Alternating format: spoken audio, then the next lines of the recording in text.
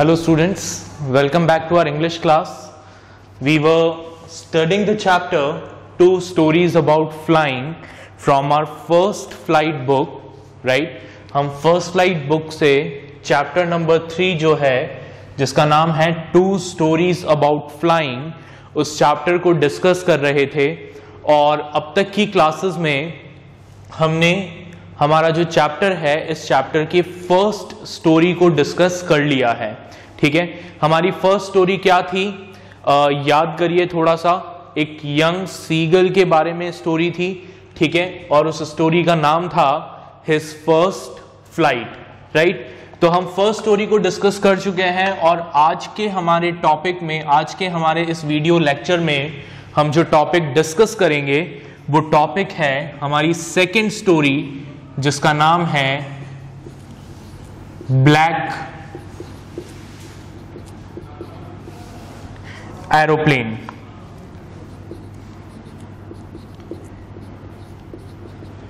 Right. इस story के बारे में मैंने आपको बताया था, ब्लैक एरोप्लेन जो है इस स्टोरी का मैंने ओवरव्यू आप लोगों को दिया था कि स्टोरी किस बारे में है। ये स्टोरी है एक ऐसे पायलट के बारे में जो अनइंटेंशनली स्टॉर्म क्लाउड्स में एंटर हो जाता है, तूफान के बादलों में फंस जाता है, अपना रास्ता भटक जाता है और उसका जो बेस है वहां से कोई कांटेक्ट नहीं हो पाता, राइट। तो हम इस स्टोरी में देखेंगे कि कैसे हमारा पायलट उन स्टॉर्म क्लाउड्स में फंसता है और उसकी कौन हेल्प करता है वहां से बाहर आने में, राइट। तो लेट्स बिगिन द स्टोरी। अपनी बुक ओपन करें, बुक में पेज नंबर 37 ओपन करें और मेरे साथ रीड करना स्टार्ट करें। The moon was coming up in the east behind me and stars were shining in the clear sky above me, right. तो हमने क्या पढ़ा? हमने अभी पढ़ा the moon was coming up in the east, यानी ईस्ट डायरेक्शन से moon जो है वो शाइन कर रहा था, ठीक है। और जो हमारा राइटर है वो क्या कर रहा है? He was flying, okay.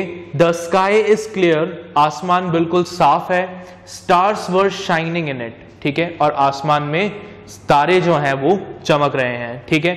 That means there is no indication of storm और बैड वेदर, खराब मौसम का कोई इंडिकेशन नहीं है। There wasn't a cloud in the sky, आसमान में एक सिंगल क्लाउड भी नहीं है। I was happy to be alone high up above the sleeping countryside, और हमारा जो राइटर है ही वॉज वेरी हैप्पी, ठीक है, वो बहुत खुश था, ठीक है। क्यों खुश था? Because he was alone on that height, उस हाइट पर वो अकेला था, सब लोग सो रहे थे, ठीक है, और वो बहुत पीसफुली फ्लाई कर रहा था। I was flying my old Dakota aeroplane over France back to England, right? तो अब हमने क्या देखा यहाँ पर? हमने क्या पढ़ा कि जो हमारा राइटर है he was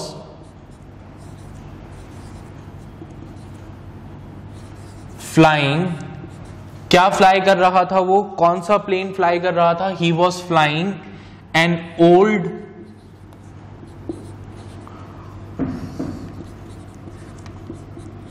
डेकोटा प्लेन, ठीक है। ये प्लेन का एक नाम है, एक ब्रांड है, राइट। जैसे हमारे फाइटर प्लेन्स होते हैं मैग, राफेल एक्सेट्रा, उसी तरीके से Dakota is a kind of plane, एक तरह का प्लेन है, ठीक है, बहुत बड़ा होता है साइज में, right. So he was flying that old Dakota, और कहां से कहां ट्रैवल कर रहा था वो? ओवर फ्रांस टू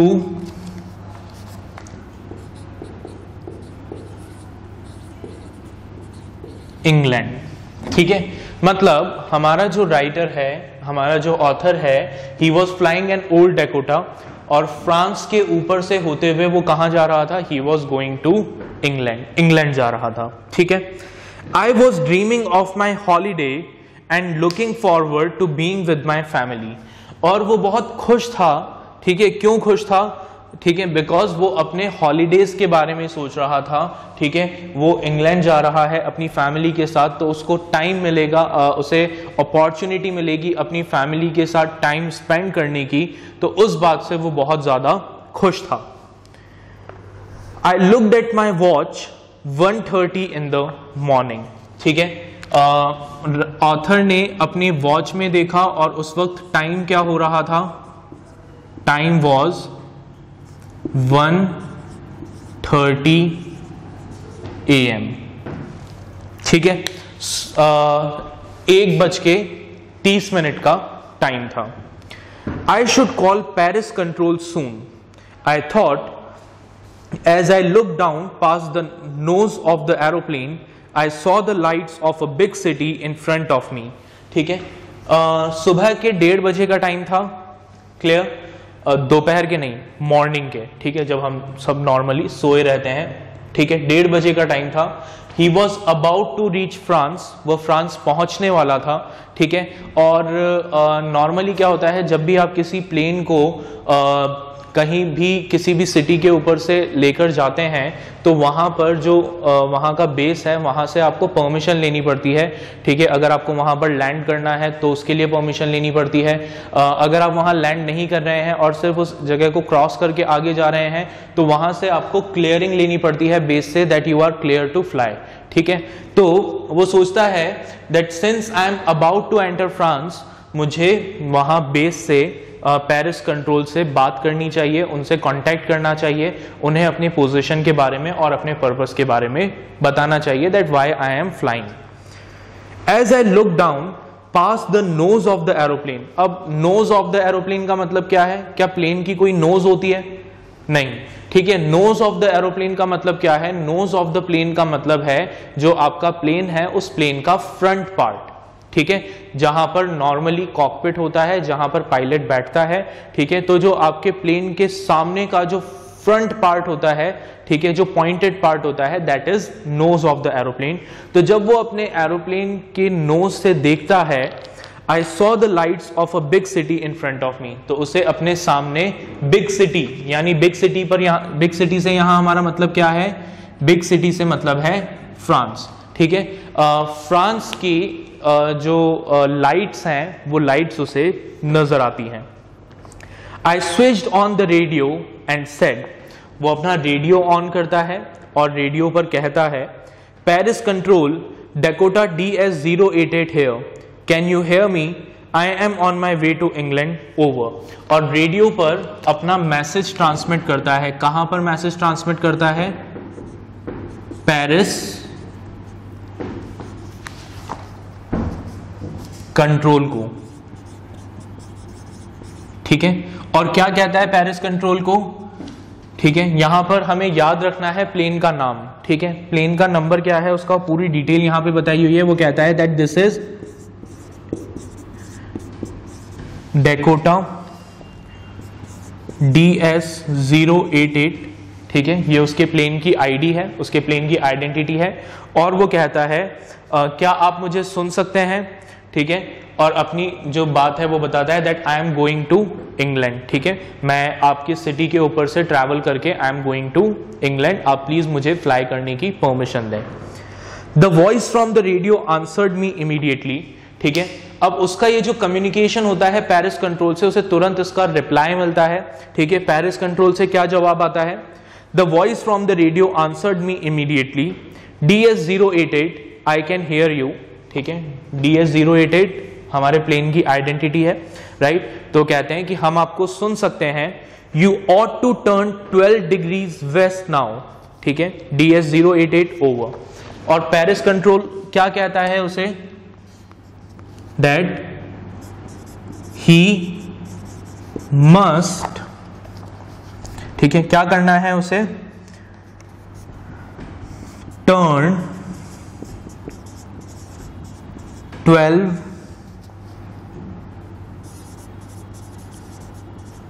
डिग्री,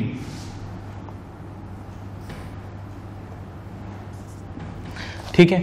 अब देखिए क्या होता है, जब हम नॉर्मली रोड्स पर ट्रैवल करते हैं तो हमें हर जगह साइन बोर्ड्स दिखते हैं, ठीक है, जिससे हमें पता लगता है कि रास्ता क्या है, हमें किस डायरेक्शन में ट्रैवल करना है। लेकिन जब आप आसमान में हैं, when you are in the sky, वहां पे कोई रोड तो बना हुआ नहीं है, ठीक है। एक पायलट को कैसे पता लगेगा that he is flying in the right direction, वो एक सही डायरेक्शन में फ्लाई कर रहा है, ठीक है। तो इसलिए उन्हें बार बार जो अलग अलग सिटीज आती हैं, उनके जो बेसेस वहां पर बने हुए हैं, उनसे कांटेक्ट करना पड़ता है ताकि वो उन्हें सही डायरेक्शन पर, एक सही पाथ पर आगे बढ़ा सकें। तो जब वो हमारा पायलट पेरिस कंट्रोल से कांटेक्ट करता है that he is flying in old Dakota DS-088 to England, तो पेरिस कंट्रोल उसे जवाब देता है दैट उन्होंने उसकी बात को सुन लिया है and to go to England, England जाने के लिए उसे अपनी फ्लाइट को 12 डिग्रीज पर टर्न करना पड़ेगा, तब वो इंग्लैंड के सही ट्रैक पर होगा।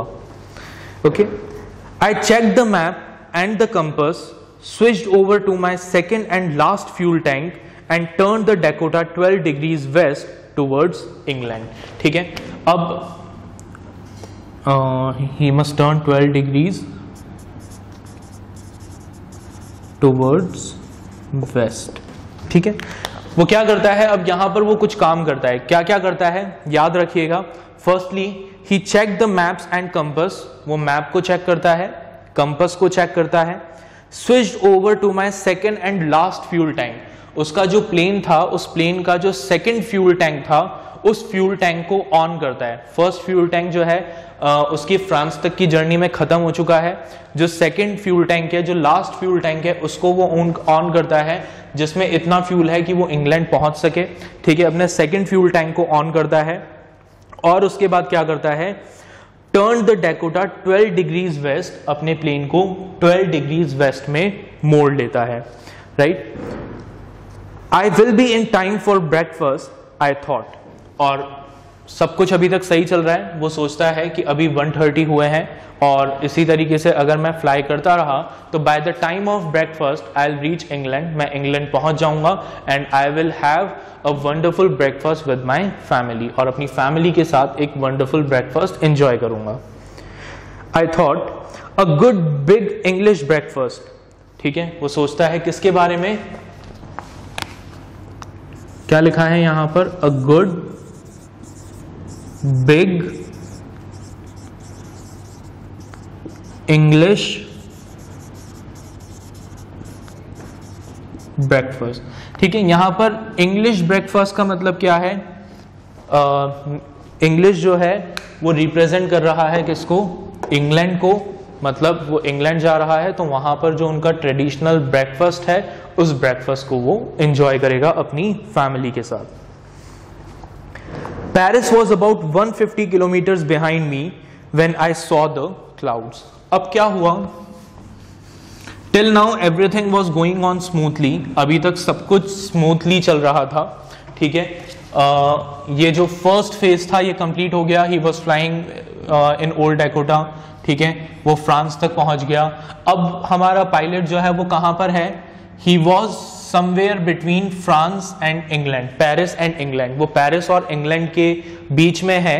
टू बी मोर प्रिसाइज, ठीक है, सपोज अगर यहां पर पेरिस है,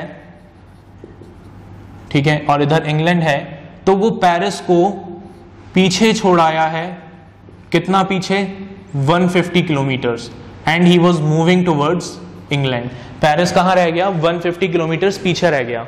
right, so Paris was about 150 kilometers behind me when I saw the clouds। ठीक है, और तब उसे फर्स्ट टाइम नजर आया, क्या नजर आया, storm clouds। ठीक है, dark clouds, they were huge, वो क्लाउड्स बहुत बड़े थे।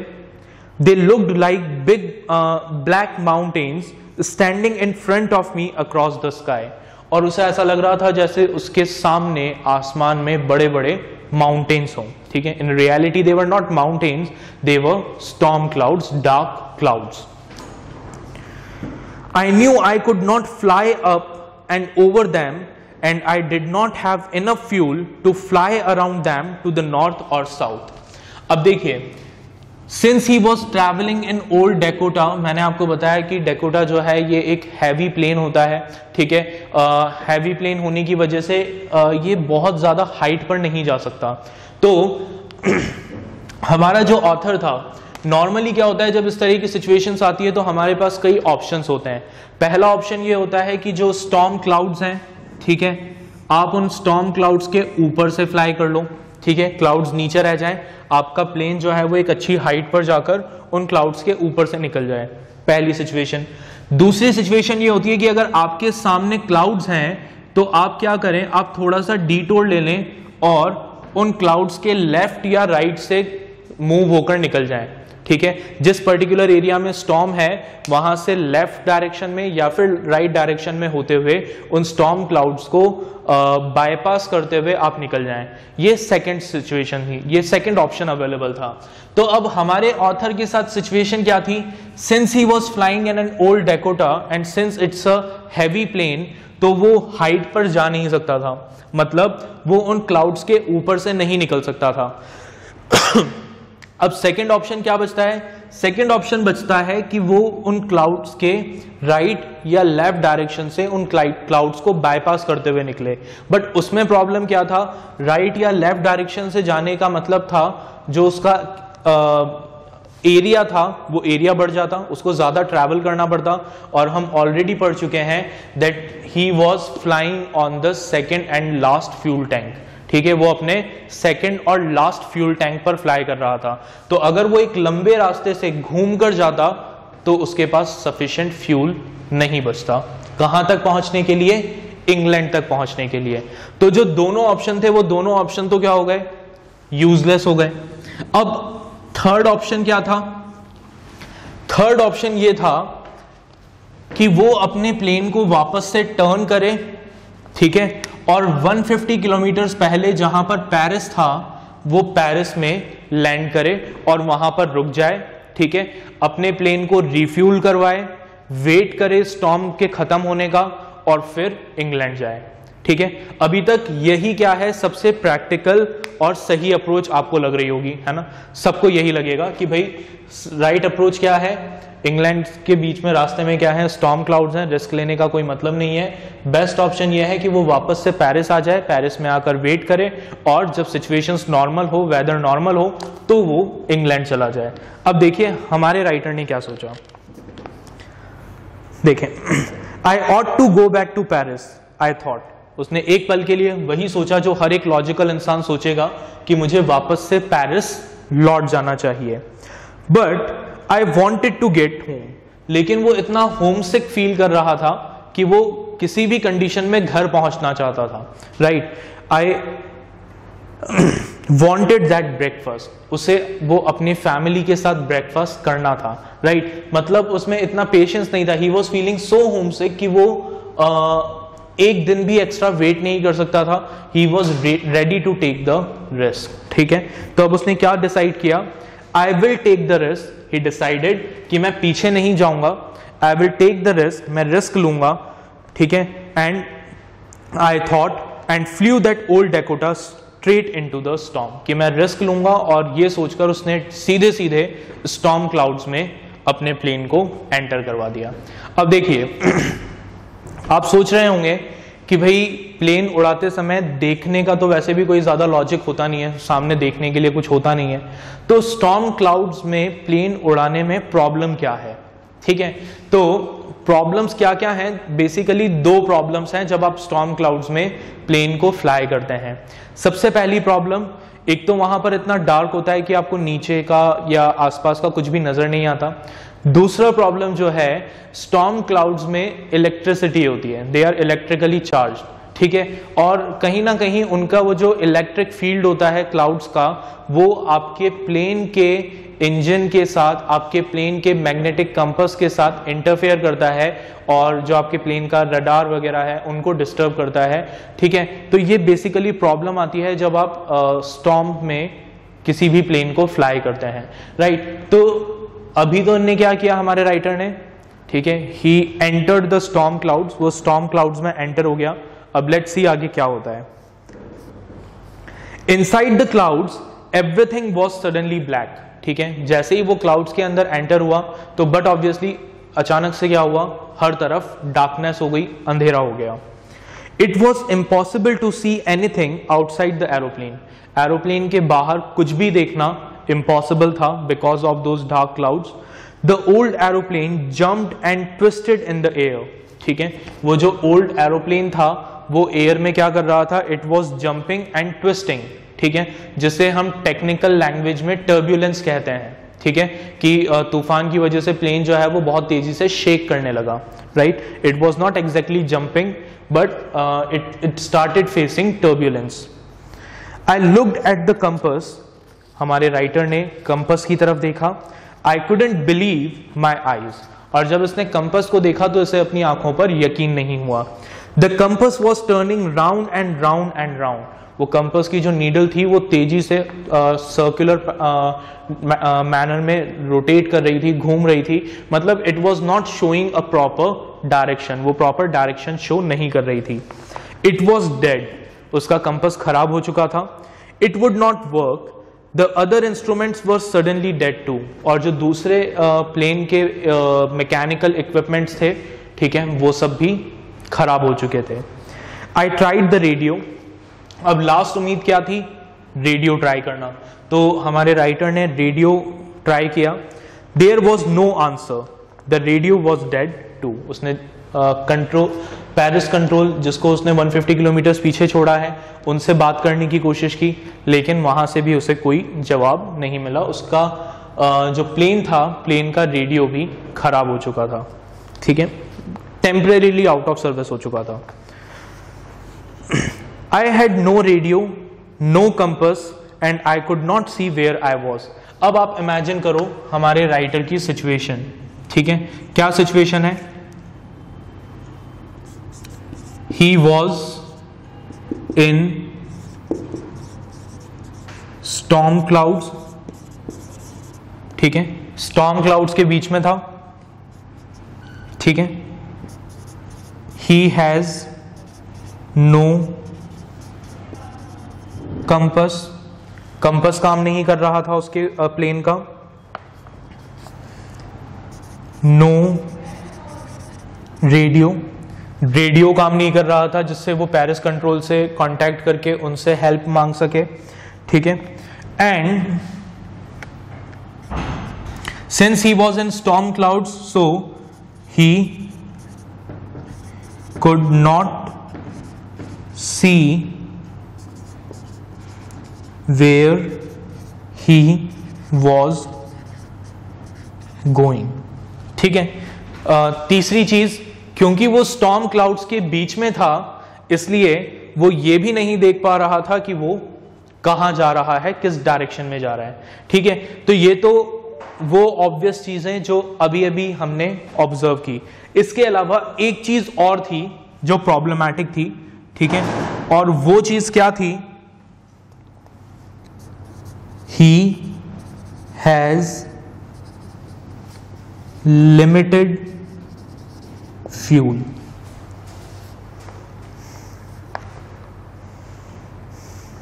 ठीक है, उसके पास जो फ्यूल था वो भी लिमिटेड था।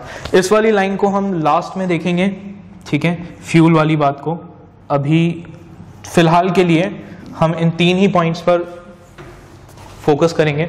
ठीक है, तीन मेन प्रॉब्लम्स जो उसके सामने थी। पहला, वो स्टॉर्म क्लाउड्स में था, compass was not working, radio was not working and he could not see where he was going. चलिए आगे देखें।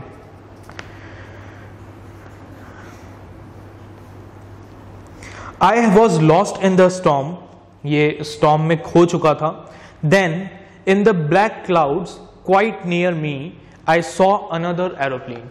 और फिर क्या हुआ, जब ये पूरी तरीके से स्टक हो चुका था उस स्टॉर्म में, तभी एक मिरेकल हुआ। ठीक है, क्या मिरेकल हुआ? He saw a black aeroplane in that storm flying alongside with him. ठीक है, उसने देखा कि उस तूफान में एक ब्लैक कलर का एरोप्लेन इसके प्लेन के साथ साथ फ्लाई कर रहा था। I saw another aeroplane, it had no lights on its wing. उस प्लेन के विंग्स पर कोई लाइट नहीं थी। But I could see it flying next to me through the storm. लेकिन ये उस प्लेन को अपने साथ साथ तूफान में उड़ते हुए देख सकता था। आई could see the pilots face, ये पायलट के फेस को देख सकता था। टर्न टूवर्ड्स मी, और ये देख सकता था कि जो ब्लैक एरोप्लेन का पायलट है वो भी इसे देख रहा है, हमारे ऑथर को देख रहा है। I was very glad to see another person. अब ऐसे सिचुएशन में जब आप प्रॉब्लम में हो, ठीक है, और बिल्कुल अकेले हो तो आप डर जाते हैं, लेकिन जब आप किसी प्रॉब्लम में हो और वहां पर आपको ये पता लगे कि आप अकेले नहीं हो, वहां पर कोई और भी है आपके साथ, तो आपको क्या मिलता है, थोड़ा सा सेटिस्फेक्शन मिलता है, ठीक है, आपको थोड़ा उम्मीद मिलती है कि हाँ मैं इस प्रॉब्लम में अकेला नहीं हूं, हम एक से दो जने हैं और हम दोनों मिलकर कोई ना कोई सॉल्यूशन निकाल लेंगे, राइट। तो वो उस पायलट को देखकर थोड़ा सा खुश होता है, ठीक है। I was very glad to see another person, he lifted one hand and wave. और जो ब्लैक एरोप्लेन का पायलट था वो हमारे ओल्ड डेकोटा के पायलट को देखकर, हमारे ऑथर को देखकर अपना हाथ ऊपर उठाता है और उसकी तरफ वेव करता है। Follow me, he was saying, follow me. और क्या कहता है वो, हमारे पायलट से कहता है कि मुझे फॉलो करो, राइट, मेरे पीछे पीछे अपना प्लेन लेकर आओ, ठीक है। अब हमारे ऑथर के सामने सिचुएशन क्या है, हमारे ऑथर के सामने सिचुएशन यह है कि he is not having any compass, working compass, he is not having any radio, right, he has lost his way। तो उस सिचुएशन में अगर कोई उसे कह रहा है कि आप मुझे फॉलो करो, तो उसके पास ऑप्शन क्या है, सिर्फ एक ही ऑप्शन है कि वो उसकी बात को मान ले। Follow me, he was saying, he know that I am lost, I thought he is trying to help me। Author सोचता है कि शायद उस ब्लैक एरोप्लेन के पायलट को समझ में आ गया है कि मैं अपना रास्ता भूल गया हूं, and he is trying to help me, वो मेरी हेल्प करने की कोशिश कर रहा है। He turned his aeroplane slowly to the north in front of my Dakota. उस ब्लैक एरोप्लेन का पायलट धीरे से अपने प्लेन को नॉर्थ में टर्न करता है और इसके प्लेन के बिल्कुल सामने ले आता है, so that it would be easier for me to follow him, ताकि इसके लिए उस प्लेन को फॉलो करना आसान हो। I am very happy to go behind the strange aeroplane like an obedient child। और एक obedient child की तरह हमारा पायलट उस ब्लैक एरोप्लेन को फॉलो करने लगता है। After half an hour, the strange black aeroplane was still there in front of me in the clouds। और ये कितनी देर तक फ्लाई करते रहते हैं, आधे घंटे तक कंटिन्यूअसली उन स्टॉर्म क्लाउड्स में फ्लाई करते रहते हैं। Now there was only enough fuel in the old Dakota's last tank to fly for 5 or 10 minutes more। और इस सिचुएशन में अब हमारे ऑथर को क्या लगने लगता है, वापस से डर लगने लगता है। क्यों डर लगने लगता है, because his fuel was coming to an end, ठीक है, उसका फ्यूल खत्म होने लगा था। कितना फ्यूल बाकी था प्लेन में,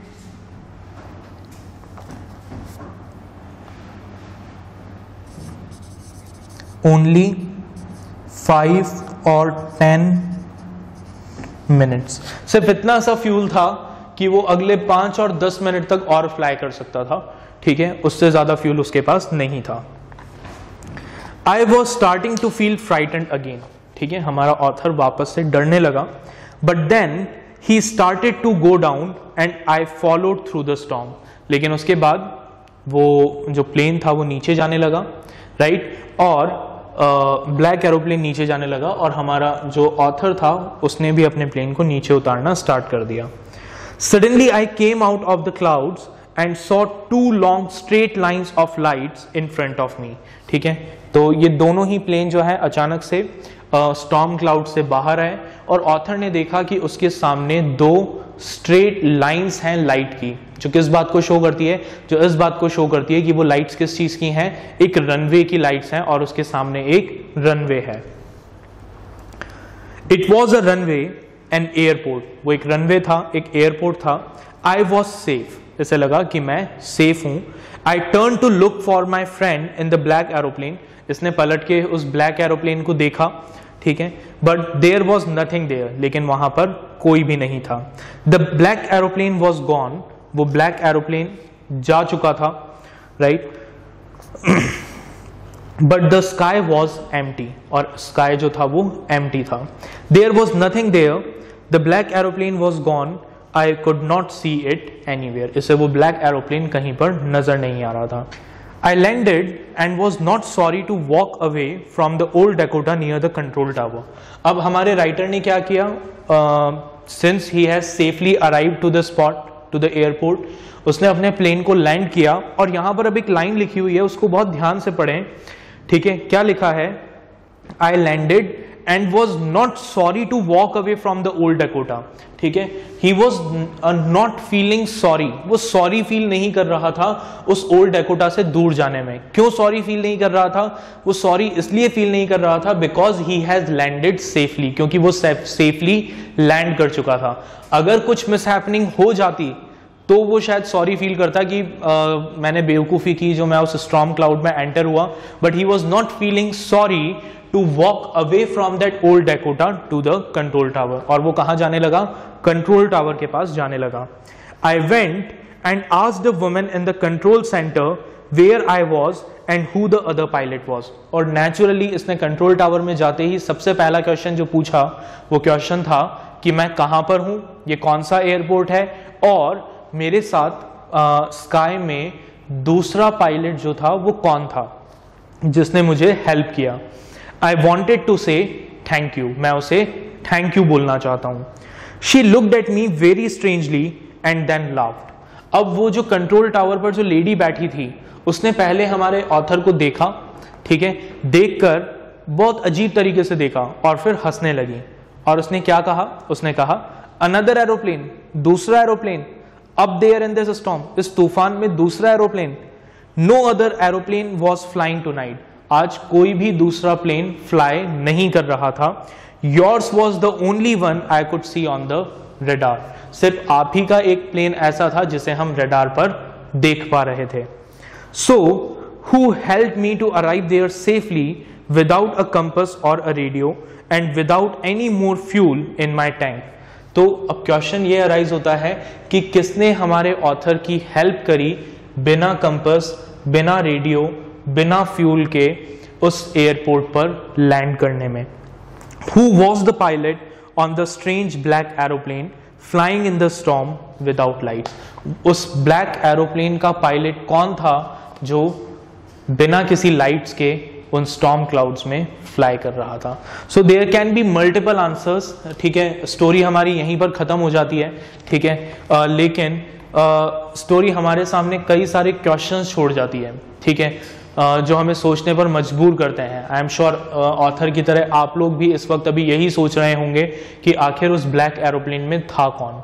राइट, तो there can be lot of answer, multiple answers हो सकते हैं. ऑथर ने बड़े क्लेवरली इस स्टोरी को एक ऐसे पॉइंट पर फिनिश किया है जहां पर रीडर अपने पॉइंट ऑफ व्यू से कुछ भी अज्यूम कर सकता है, कुछ भी अज्यूम करने के लिए फ्री है. राइट, तो अगर आप सुपरनैचुरल एलिमेंट्स पर बिलीव करते हैं तो आप कह सकते हैं कि वो कोई एंजल था जो भगवान ने भेजा होगा हमारे राइटर की हेल्प करने के लिए. ठीक है, थोड़े से और अगर लॉजिकल आंसर्स की तरफ आप बढ़ें तो हम कह सकते हैं कि वो शायद कोई स्टेल्थ एयरक्राफ्ट हो मिलिट्री का. ठीक है, जिसके बारे में किसी को बताया ना गया हो और जो रडार पे ट्रैक ना हो सके. तो इस तरीके का कोई एक स्टेल्थ वेपन या एक स्टेल्थ एयरक्राफ्ट हो जो सिर्फ सर्वेलेंस के लिए मिलिट्री ने डिज़ाइन किया हो. ठीक है, और क्योंकि उसका काम सर्वेलेंस करना है, निगरानी रखना है, तो वो किसी भी रडार पे ट्रैक ना हो. तो that is a scientific approach. ठीक है, और थोड़ा सा अगर आप फैंटेसी पर जाते हैं तो यू कैन अज्यूम कि वो शायद कोई यूएफओ हो जिसने हमारे ऑथर की हेल्प की हो. तो there can be multiple answers to this question कि उस ब्लैक एरोप्लेन में कौन था या वो ब्लैक एरोप्लेन किसका था. बट हमारी स्टोरी जो है वो यहीं पर खत्म होती है. राइट, हम अगले चैप्टर के साथ मिलेंगे अगले वीडियो लेक्चर में. आप खुद अपने पॉइंट ऑफ व्यू से सोचिएगा कि आखिर वो ब्लैक एरोप्लेन किसका था. राइट, फिर हम मिलेंगे अगले स्टोरी में एक नई स्टोरी और नए चैप्टर के साथ. Thank you, bye bye.